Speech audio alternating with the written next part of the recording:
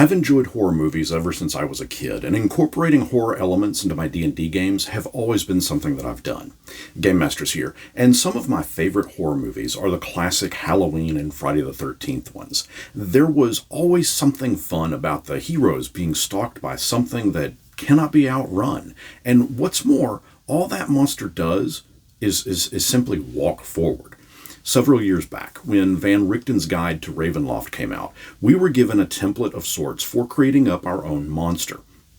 In this template, it would kind of explain that to do so was super easy. You take an existing monster, use its base. In this instance, it was talking about the garden variety troll, and using its abilities to craft up something known as the Bagman.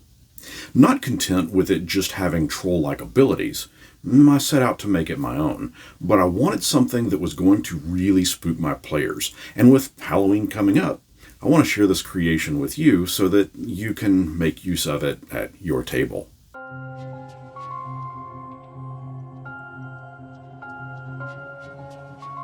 As mentioned, the Bagman's concept originates from Van Richten's Guide to Ravenloft. It is an urban legend that details out an adventurer that wanted to escape death. So he abandoned his party and hid inside a bag of holding. After a bit of time had passed, he felt that it was safe again. He tried to exit that bag only to find that he was lost amongst all of the extra-dimensional storage spaces. More time passes, and the magics of that bag's in-between place begins to transform this adventurer into a monstrous creature. He is still driven to find an escape, to find his way home, and each night the Bagman will slip out of a random bag of holding, perhaps even one that is owned by one of your party members.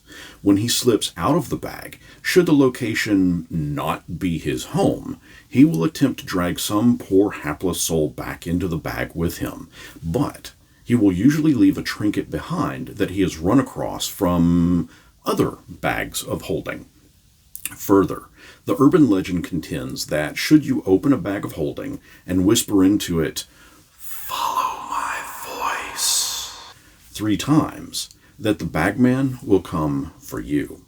Van Richten's goes on to say that any character might have heard of this urban legend, and that the Bagman may or may not be real. For my table, he's very much real. And next, I want to share with you exactly how I have used the Bagman in my game.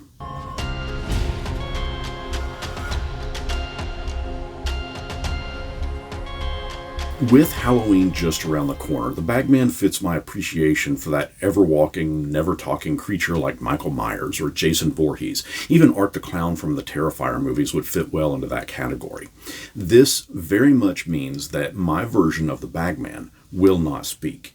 He is silent and relentless. As for my players, they do have a bag of holding, 3 of them in fact, so there's going to definitely be plenty of opportunity for the Bagman to appear.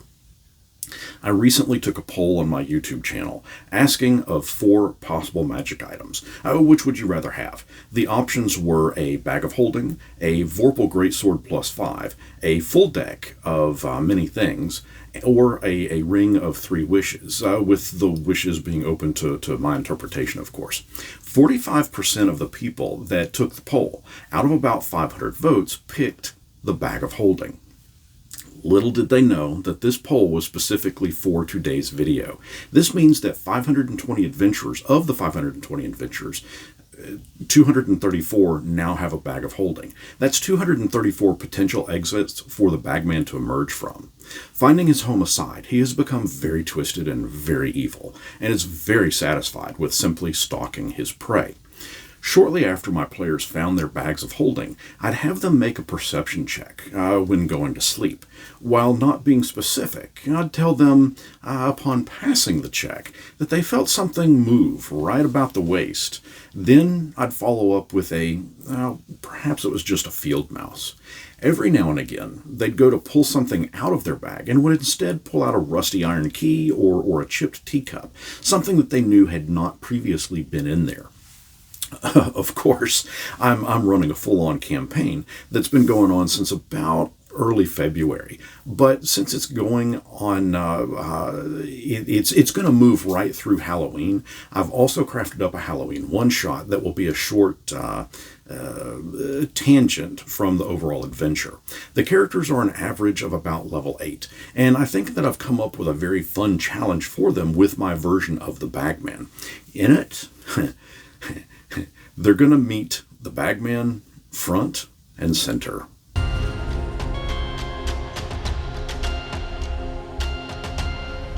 I want to show you the stat block that I've got for my version of the Bagman, which you're free to use and make your own. I've got it listed over on my Patreon, and it's going to be free to all members should you want it. If your table is higher in level, feel free to boost up its stats and abilities from what I'm about to show you. Or if your table is lower in level, drop some of these stats down a touch. The Bagman is a medium aberration of chaotic evil alignment. He has a natural armor class of 17.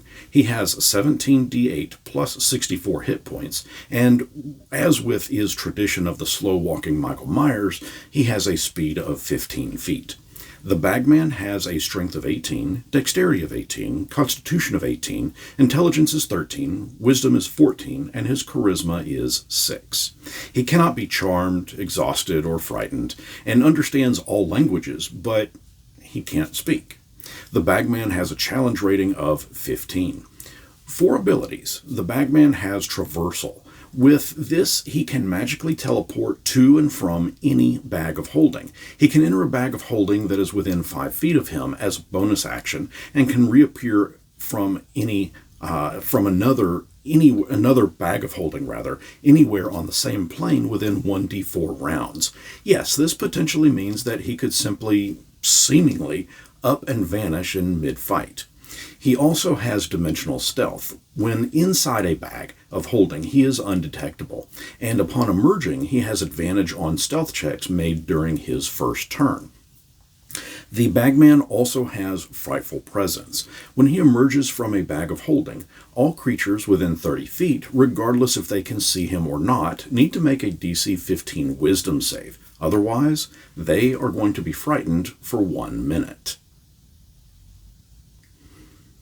The Bagman also has strange trinkets. Sometimes the Bagman simply emerges from the bag of holding to explore the surrounding area. Should he not be seen and otherwise not engaged, and he makes his way back into the bag of holding, he leaves behind a random trinket from his extra-dimensional lair. The DM chooses the trinket or rolls on the trinket table listed. The trinkets themselves can be from any random trinket table found in any book that the DM has access to, or a d12 can be rolled on the trinket table provided on the Bagman's stat block. Some of the trinkets include a cracked glass monocle, a rusty iron key, a broken doll's arm, or even a chipped teacup. For actions, the Bagman has multi-attack, in which he can make 2 claw attacks with each having a reach of 10 feet, and can do 2d8 plus 4 slashing damage. He also has snatch, in which the Bagman will attempt to grapple a creature within 5 feet of an open bag of holding. It must succeed a DC 15 strength check, otherwise that creature is going to be grappled, and by the end of the Bagman's next turn, that creature will be pulled into the bag of holding. The bag of holding will remain open for 2 rounds, which is long enough for others to enter. And what happens inside? The Bagman is considered to be within his lair when inside a bag of holding. As such, all of his attacks are doubled. He can take a lair action, but cannot use the same effect 2 rounds in a row. The Bagman can summon whispering voices, which will fill the lair and unnerve anyone within. All creatures within 60 feet of the Bagman must pass a DC 16 charisma throw, otherwise they take on the frightened condition until the end of the Bagman's next turn. Ghostly skeletal hands reach out, and each creature of the Bagman's choice within 30 feet of him must make a DC 15 strength save. Otherwise, they are restrained until they use an action to free themselves, or until the Bagman's next turn. A swirling mist can fill a 20-foot area within 120 feet of the Bagman, and creatures in that mist need to pass a DC 15 wisdom save. Otherwise, they're going to be disoriented, and they're going to have disadvantage on attack rolls and ability checks until the end of their next turn. As mentioned, if you'd like to see the Bagman make some stronger attacks either inside or outside of its lair, then take this and make it your own. Hell, if you'd even rather him not even have a lair within the bag of holding, feel free to simply just remove that or adjust that as well. This is simply what I've come up with, but I'd love for you to take it and use it as a template for your own Bagman. Of course, if you choose to leave it as is, yeah, that's cool too.